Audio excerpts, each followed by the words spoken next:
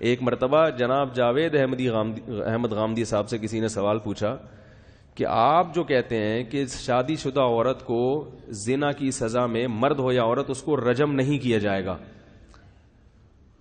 وہ یہ کہتے ہیں کہ شادی شدہ عورت یا مرد اگر زنا کرے تو اس کو رجم نہیں کیا جائے گا.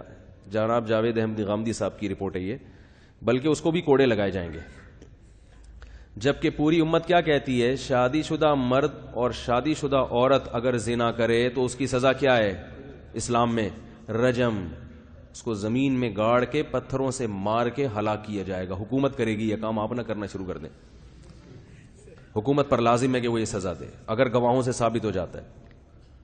تو کسی خاتون نے ان سے سوال کیا کہ یہ تو پوری امت کہہ رہی ہے, چاروں ائمہ جو بڑے بڑے محققین تھے, امام حنیفہ, امام مالک, امام شافعی, امام احمد بن حنبل اور جتنے صحابہ جمہور سب یہی کہتے آ رہے ہیں, تو یہ کیسے کہہ رہے ہیں کہ پھر آپ کی رائے کچھ اور ہے؟ تو انہوں نے جواب دیا کہ ہم قرآن و حدیث کے پابند ہیں. یہ سب محقق تھے, بڑے اچھے لوگ تھے, مگر ہم ان کی ریسرچ کے پابند بولو بھائی نہیں. اس کو کہتے ہیں کلمۃ حق ارید بها الباطل. بات ٹھیک ہے مگر اس سے جو آپ نتیجہ اخذ کر رہے ہو وہ کیا ہے؟ غلط.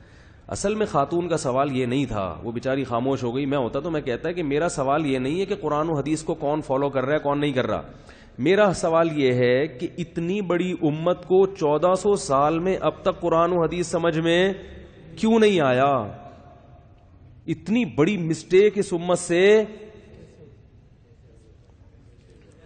یعنی یہ تو غیر مسلم جب اسلام قبول کرے گا کہے گا یار تمہارا تو پورا اسلامی مشکوک ہے, تمہیں 1400 سال میں تم جن لوگوں کو سب سے بڑے محقق کہتے ہو, غیر مسلم جب اسلام کا مطالعہ کرتے ہیں تو وہ سب سے پہلے محمد صلی اللہ علیہ وسلم کی شخصیت کو پڑھتے ہیں, پھر وہ خلفائے راشدین کو پڑھتے ہیں کہ یہ کون تھے کیا تھے, پھر وہ حدیث کے باب میں امام بخاری کو, امام مسلم, ان کی سیرت کو پڑھتے ہیں, اور جو قانون کو مرتب کرنے والے فقہا ہیں جن کو ریسرچر کہا جاتا ہے, محقق کہا جاتا ہے, ان میں وہ چاروں ائمہ کو پڑھتے ہیں.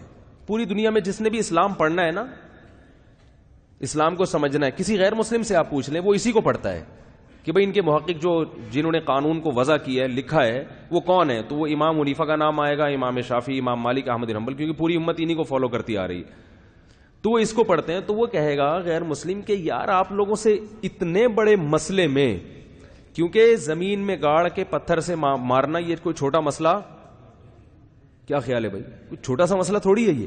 کیا نہیں, اتنے بڑے مسئلے میں اتنی بڑی مسٹیک ہو گئی, اور ایک دو آدمیوں سے نہیں بلکہ لاکھوں ہزاروں فقہا, محدثین, علماء, مفتیان کرام, مبلغین, سبھی سے ہو گئی.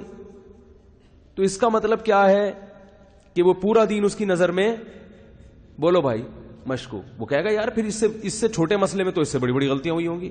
اور پھر وہ جناب جاوید احمد غامدی صاحب پہ بھی اعتماد بولو نا, کہے گا یار جب اتنے بڑے بڑے لوگوں سے اتنی بڑی بڑی غلطیاں ہو سکتی ہیں تو یہ جو 15ویں صدی کے پروفیسر ہیں ان سے تو اس سے بھی بڑی ہو سکتی ہے.